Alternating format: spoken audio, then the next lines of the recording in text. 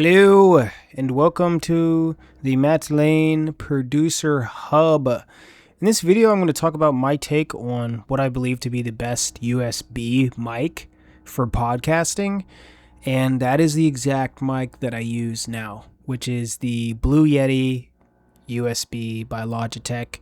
And to get this exact mic, click the link in the description. I also am going to link to the pop filter here. So both links will be in the description. I recommend getting the pop filter for that extra bit of quality. So both of those links, again, are in the description. Make sure you click those links and add them to your cart as soon as possible so I get credit for the sale. So I've tried a lot of different mics, a surprising amount of mics, and I've had good success podcasting. Now, let me tell you one thing. When it comes to hardware, because I cover a lot of hardware and music, this is stepping slightly out of that realm. Although it's literally something that I do, but like you don't want your hardware to hold you back. So I think even though this is $109, which in today's economy is almost like $20, like don't get something cheaper and lose views, subscribes, money because you didn't want to get a slightly more expensive mic, which I don't even think this mic is necessarily expensive when you consider how much you'll use it. So I purchased this one back in 2024. Been using it ever since. And it's hard for me to calculate the amount of hours I've actually used it for. Because, not only do I use it here, I use this if I game online too, I use the same mic. And I use the same mic to record vocals. Like for rap and singing choruses and whatnot. So I use this mic for pretty much everything, and this mic is a super multi-purpose mic, which is why I like it.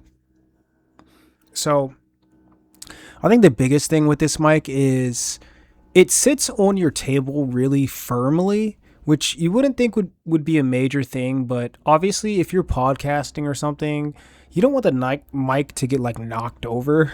So the mic itself is pretty heavy. It's not like a portable mic necessarily. This is the kind of mic that you have a setup, you put it on your desk and you record. So you're going to want to also just and I'm going to scroll down so you can see like more of what the mic looks like on my desk. So like you got to keep in mind with the mic, like exactly how it works on your desk, right? Like you don't want, like some mics, you attach them to the side and they come down and things like that. I like this one because it's not super elaborate. You do literally just put it on your desk and plug it in. It's like very simple. So I think the simplicity is actually something that I really like about it. And it works effectively. It picks up audio well. So reviewing mics is always fun because I'm like, well, this is exactly what it sounds like. So how you're hearing it is how it sounds like. So that's it. Like the quality is good. I think, as with music, to me it's the same with podcasting. A lot of the quality goes into the preparation, and that does include the hardware. But for example, I soundproof the room. I record in a room that is soundproof ish, and those two steps alone mean a lot. Like this room I live in an apartment, and in this room, other than my top neighbors and my bottom neighbors, who thankfully don't make too much noise, this room, it's not really attached to another room. Like it's not right next to the bathroom or right next to like another room in the apartment. Like it's kind of like in its own area, and like to the right of me is just like the backyard. There's nobody really over there either. So I'm saying all these things to say, like, in order to get the most out of your mic, because I could use this same mic in like a place, like say the living room. Like I used to have, and now I'm really just giving tips at this point, but I used to have I used to record in the living room, And I never realized how bad that was until I switched over to this room. And I was like, okay, this is like way more, like the sound quality is so much more crisp because there's just no background noise. So background noise is like the demon to anything audio. So if you can actively like prevent that, go for it. But I'm telling you that this mic will get you that quality. Like, again, you don't want to be held back by the mic specifically, is kind of my point with all this. And this mic will do its part. So, and you can reach a very high level of professional quality with this mic, which is the great thing because I like it. It doesn't, it's not, like I said, it's not super elaborate. You just you literally just unpack it, plug it in. There's a couple buttons in the back for like the podcast, like how you want the podcast. Like there's a button that it'll record mostly like in this area.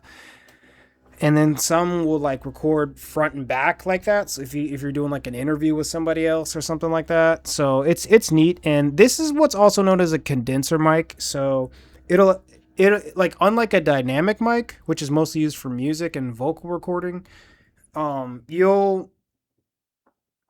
condenser mic picks up everything in the room.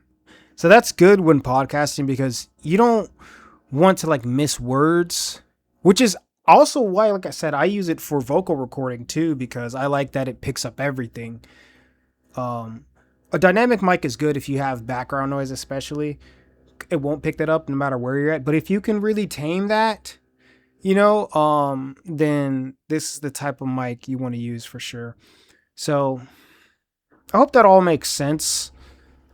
And let me know if you have any questions about this mic. I'll be happy to answer. Again, I recommend it. I personally use it. You'll see it in like all the videos on my channel, etc. So that's really it. And make sure, again, you click the link in the description to get here. Oh yeah, and then there's the pop filter. Let me just talk about the pop filter real quick because this mic actually does not come with a pop filter, which is almost kind of amazing to me. This is like probably the only thing that's missing from this mic is a pop filter. And I see stuff like this. I think this is just too much. And then I see the foam windscreen. I don't think that works as well as a standard pop filter like this. And what a pop filter is supposed to do is kind of like tame the P's, and it's called a pop filter. I actually think what it does is it kind of more neutralizes the sound. So I think its biggest purpose is just kind of being like a filter between myself and the actual mic. Like if I accidentally touch the mic or if I hit the mic with my lip, those little actions can just like dang near wreck an audio clip. So the pop filter will, for me, make the audio way more consistent and kind of flawless in a way. So you'll probably notice that with the audio of this clip, there's not any crazy sound things. And that's a lot of what audio recording is about. Anyways, thank you guys for watching. Stay tuned for more videos and let me know if you want me to cover something else or talk about another topic. Peace out.